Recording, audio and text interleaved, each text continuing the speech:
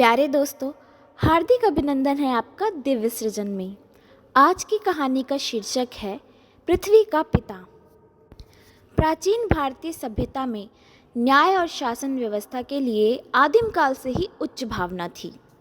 मजबूत सामाजिक अनुशासन और व्यक्तिगत आचरण की पवित्रता दोनों ही की ओर सबका ध्यान रहता था। खासकर शासन का तो ये पहला दायित्व ही था कि वो समाज और व्यक्ति दोनों ही को ऊपर उठाने की कोशिश करता रहे। दुनिया के सारे कार्य व्यापारों को अच्छे तरीके से चलाने के लिए ही इस राजतंत्र की व्यवस्था की गई थी, जो हजारों सालों तक बिना रुके इस विस्तृत भूखंड पर चलती रही। वैदिक काल में राजाओं का निर्वाचन प्रजा करती थी और वो ये देखती थी कि किस योग्य पुरुष को राजा बनाने से हमारी विजय होगी, हमारी उन्नति होगी, हमारा आरोग्य बढ़ेगा, हमारा ज्ञान और हमारा आत्मिक बल बढ़ेगा, साथ ही साथ हमारी पीढ़ियां बलवान और चरित्रवान बनेंगी। इन सभी बातों को ध्यान में रखकर ही प्रजा अपने राजा या शासक का चुनाव करती थी। प्रजा जिस पर भरोसा नहीं करती थी या जिससे खुश नहीं होती थी, वो राजा नहीं बन सकता था, चाहे फिर वो राजा का बेटा ही क्यों ना हो। लेकिन ऐसा लगता है कि लंबे समय तक एक ही तरीके के शासन के कारण शासन में गड़बड़ियां आने लगी और साथ ही साथ जनता की चेतना इस तरीके से राजाओं की ओर से उदासीन होने लगी और धीरे धीरे राजा लोग आनुवंशिक परंपरा के अधिकारी बनने लगे। इसका असर ये हुआ कि जिन अच्छे फलों का विचार करके राजा का पद बनाया गया था, उसका हर जगह से अभाव होने लगा। राजा अपनी शक्ति को अपना जन्म सिद्ध अधिकार मानकर निरंकुश हो गए और प्रजा के हित अहित की चिंता छोड़कर खुद की इच्छा पर जीने लगे, यानी खुद के ही भोग विलास के लिए अपनी जीवन यापन करने लगे। प्रजा का पालन पोषण तो दूर, उल्टा प्रजा के ही शोषक और पीड़क बन गए, खुद को ईश्वर का रूप घोषित करवाने लगे। आखिरकार इस निरंकुशता का भी अंत हुआ। प्रजा ने अपने अधिकार सूत्रों को दोबारा अपने हाथों में वापस ले लिया। जो लोग वंश परंपरा के अनुसार लंबे समय से राजा बनकर सिंहासन पर विराजमान थे, वो नीचे उतार दिए गए और दोबारा प्रजा ने अपना शासक चुनना शुरू कर दिया। बस विशेषता यही रही कि पहले की निर्वाचन पद्धति कुछ और थी और आज की और कुछ हो गई। अगर पहले राजा का निर्वाचन उसके जीवन भर के लिए या फिर जब तक वो प्रतिज्ञा का पालन करे तब तक के लिए किया जाता था, तो आज के शासक का चुनाव कुछ सीमित भर के लिए ही किया जाता है, क्योंकि लंबे समय तक की शासन सत्ता कितना अनर्थ कर देती है, इसका अनुभव आज की प्रजा को सर्वाधिक है।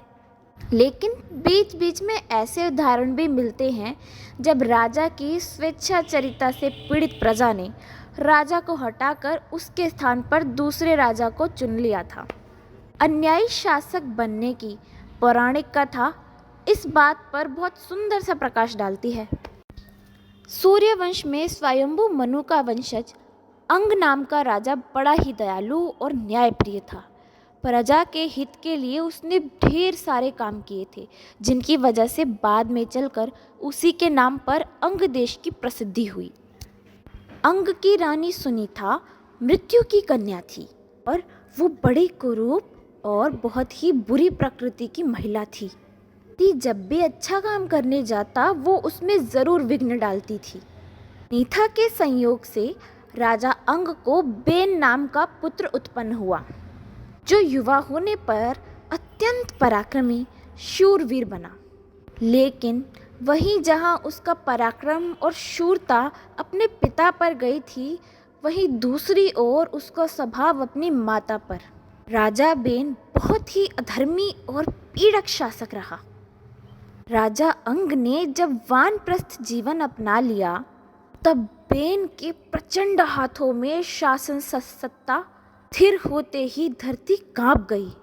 अत्याचारियों और पापियों का उदय होने लगा और धर्मपरायण सज्जन तथा दीन दुखियों को नरक जैसी यातनाएं उठानी पड़ी। अबलाओं की मर्यादा नष्ट हो गई और देवताओं और पितरों के कार्य बंद कर दिए गए।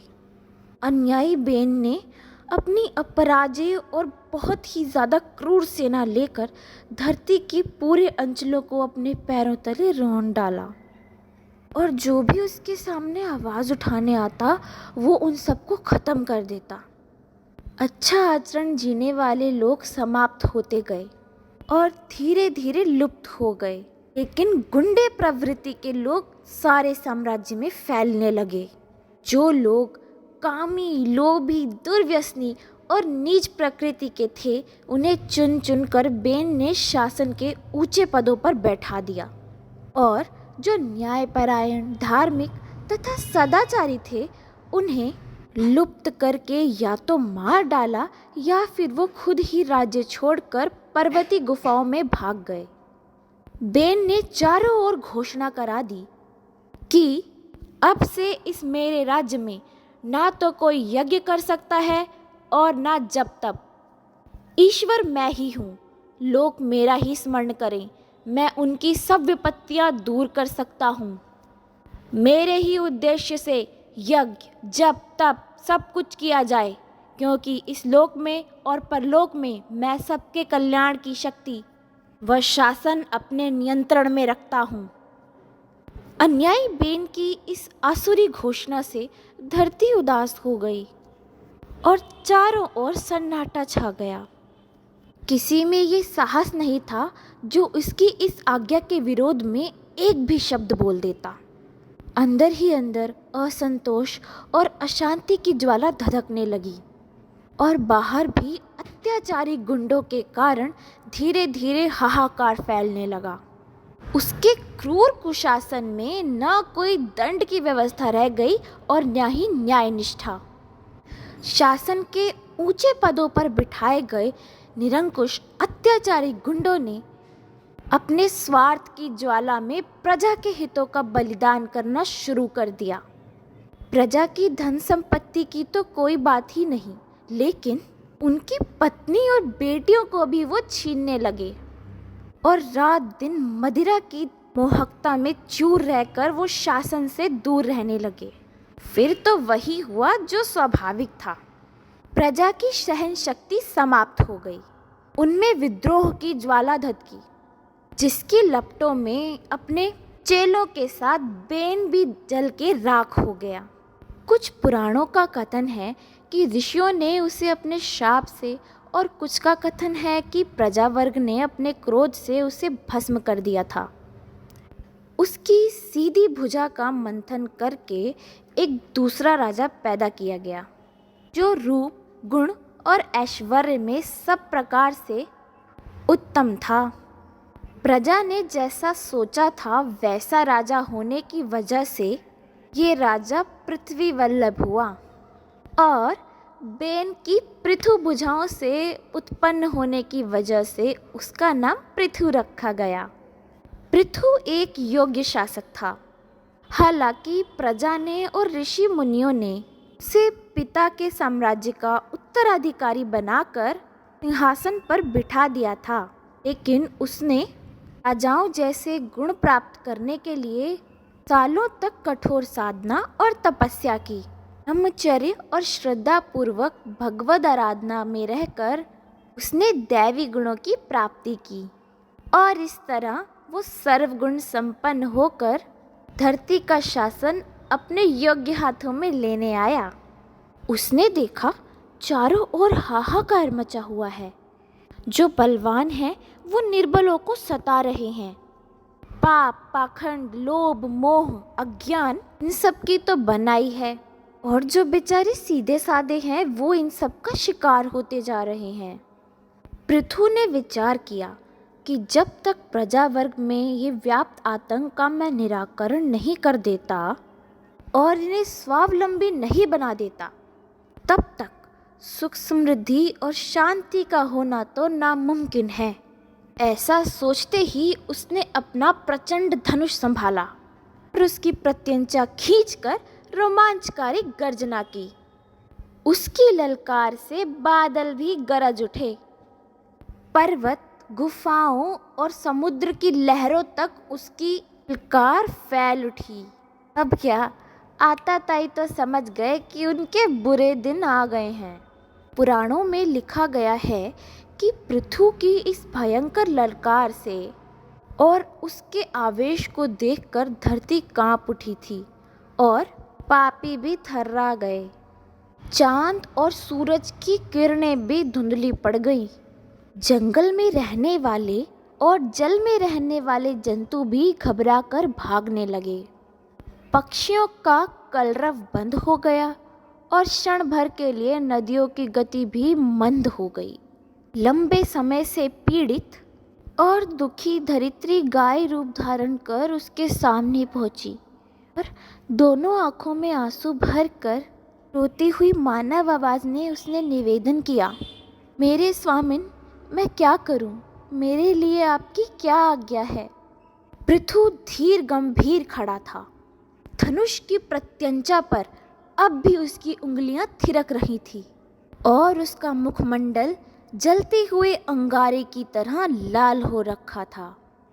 पृथु काफी क्रोध में थे, लेकिन धरित्री की कोमल वाणी ने उन्हें अंतःहृदय से पिघला दिया था। प्यार भरे स्वर में गौ रूप धारण करने वाली पृथ्वी को पीठ पर सहलाते हुए बोले, मैं चाहता हूँ तुम शीघ्र ही इस पूरे चराचर जगत को मनोवांछित फलों की सिद्धि दो, संसार के अभावों को समाप्त कर दो और चारों ओर सुख और शांति की लहरें फैला दो। धरती की आंखें चमक उठी, उनमें आंसू की बूंदें छलछला उठी। पृथ्वी बोली, मेरे प्यारे स्वामिन, मैं तुम्हारे लिए और तुम्हारी प्रजा के लिए सब कुछ करने को तैयार हूँ। तुम जिस तरह चाहो मेरा उपभोग कर सकते हो। पृथ्वी की बात अभी समाप्त भी नहीं हुई थी कि आकाश में स्थित देवताओं ने फूलों की वर्षा करना प्रारंभ कर दिया। शीतल मंद सुगंधित वायु बहने लगी। आकाश भी प्रसन्न हो गया और चारों तरफ जगत में आशा और आत्मविश्वास की भावनाएं बलवान हो उठी। पृथु ने धरती को दोबारा सजाया और उसे कृषि करने के योग्य बनाया। पहले जहां उसमें बीहड़ पर्वत, वन और रेत फैली हुई थी, चारों ओर दूरगामी पर्वतों, वनों, नदियों और नालों का जाल था। उनमें से पृथु ने जिन्हें जिन्हें अनावश्यक समझा, सबको हटा करके धरती को कृषि योग्य बनाया और निठल्ले और बेकार बैठे हुए वन्य जीवी प्रजा को पशुपालन और कृषि कर्म की प्रेरणा दी। शारीरिक श्रम को महत्व देते हुए उसने यज्ञ, होम, जप और तप की भी नई परंपराएं स्थापित की और धरती की अपनी बेटी की तरह ही सब प्रकार से सेवा की। पृथु की आंखें निर्माण की ओर थी। उसने अपने विनम्र आचरण और उपदेशों से प्रजा को इस कदर प्रेरणा दे दी।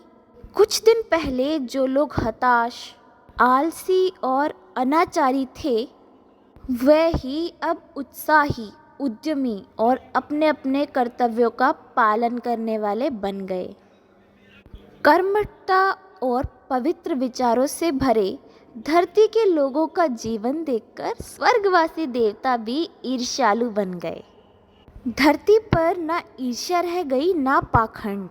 फिर तो झूठ, हिंसा, लालच, अभिमान, निर्बल पर क्रूरता ढाने वाले विचारों को कहीं और आश्रय कैसे मिलता।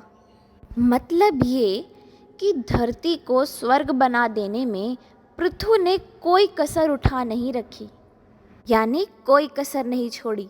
लेकिन अभी तक उसने अपने पिता द्वारा उच्च शासन पदों पर बैठाए गए दुराचारियों पर नज़र नहीं डाली थी। पृथु का मानना था कि प्रजा वर्ग के अच्छे गुण, आचरण और विचारों का परिणाम इन पर तो ज़रूर आएगा। पृथु का ऐसा मानना भी ठीक था और उन आताताई शासकों की नींद भी अपने आप ही खुल गई। वो शोषक से सेवक और पीड़क से पालक बन गए। पाप पाखंड का तो दिवाला निकल गया और अच्छी संगत की रोशनी में उनकी मानसिक बुराइयां हमेशा के लिए खत्म हो गई।